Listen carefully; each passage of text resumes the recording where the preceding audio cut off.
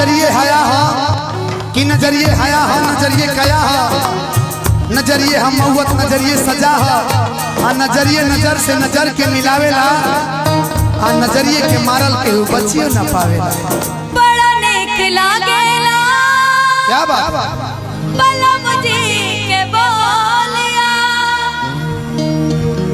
अजब से ले आइल बड़े आपने खाने डोलिया। यहाँ पे हमारी भाभी बहुत सुंदर सी बैठी हुई है, नजर न लगे इधर आ जाइए।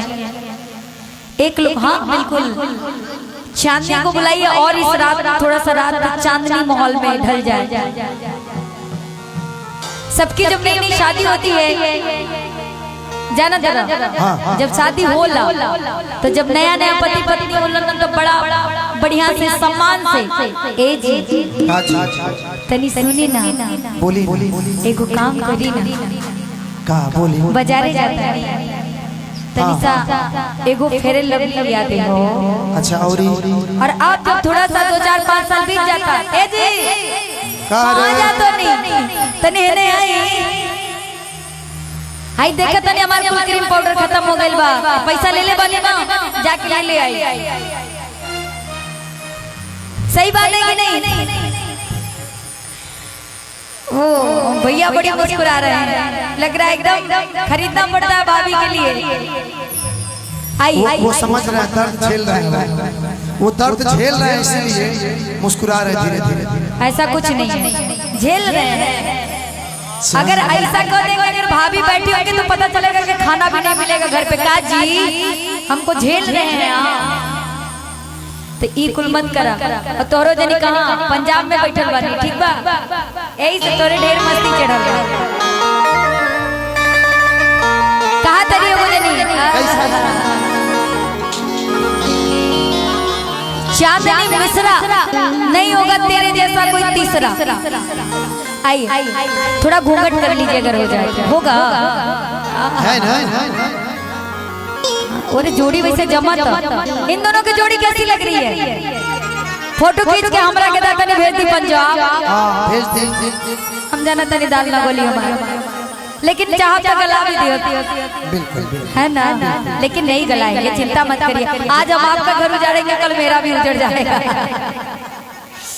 इधर खड़े हुई ये दोनों लोग अच्छी लग रही है ना भाभी, जोड़ी अच्छी है ना।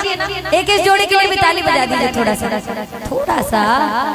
कितनी प्यारी आप साड़ी पहन के बैठी और उससे ज्यादा सुंदर आप लग रही हैं। और ये आप पहनी हुई है इस साड़ी की सुंदरता बढ़ी हुई है। आई के बड़ा नेक लागेला और बलम जी के बोलिया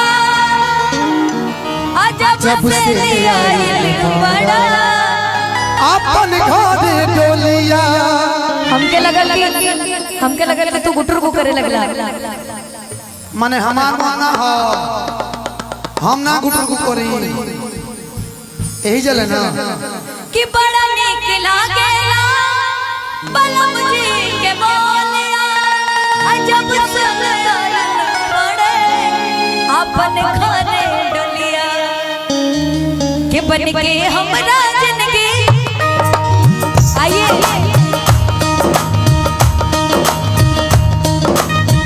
एक मिनट, लेकिन दिल दीवाना ना जाने कब खो गया तूने ऐसे देखा कि कुछ हो गया। दिल दीवाना ना जाने कब खो गया तूने ऐसे देखा कि कुछ हो गया। कुछ हो गया कुछ हो गया कुछ हो गया मेरी जान। दिल दीवाना ना जाने कब तूने देखा है कुछ हो गया। वैसन चला कहानी वैसन धनिया मोट बड़ी सावर लगो बड़ी। जैसन चला कहानी वैसन धनिया मोट बड़ी सावर लगो। एक मिनट, अच्छा ये बताइए रुकेगा? अरे हाँ एकदम बजाइएगा। और लोग भी है ना, ये जो डीले आप ले रहे हैं इसको कम करिए। रिपीट वाइज कम करिए।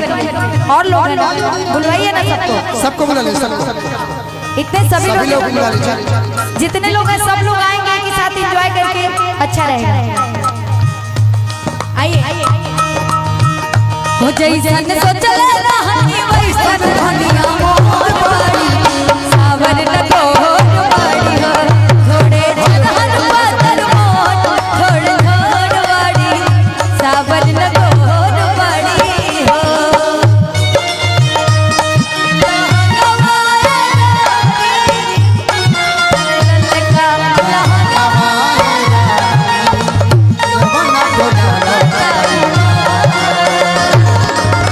चोलिए में अटकल बाजा, ये गाड़ी तो हटा।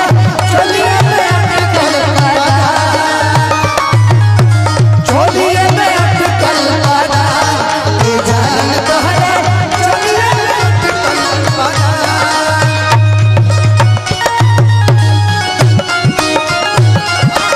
सावर में गोद बाड़ी हो।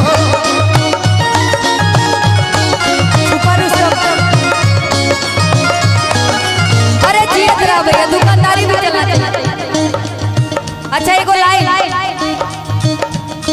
छछुंदर के सर पे न सोहे चमेली, छछुंदर के सर पे,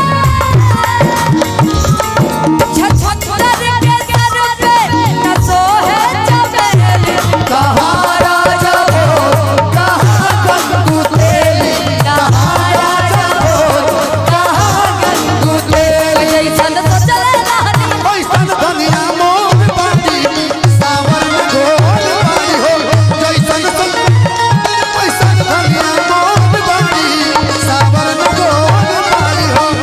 लेकिन एक लाइन और, इश्क और प्यार का, इश्क और प्यार का मजा लीजिए, इश्क और प्यार का मजा लीजिए, थोड़ा इंतजार का मजा लीजिए, थोड़ा इंतजार का मजा लीजिए।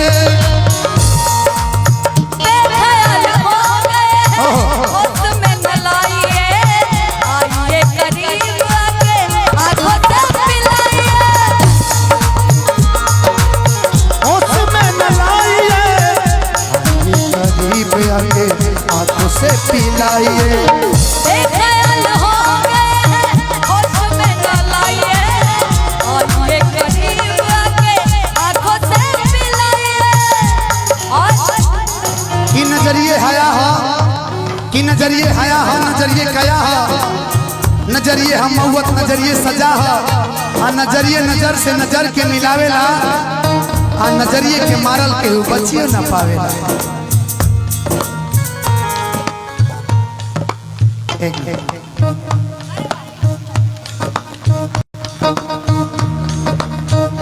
एक जोरदार ताली होना चाहिए हमारे कपल के लिए। आप सभी लोग दिल से बजाएंगे ताली।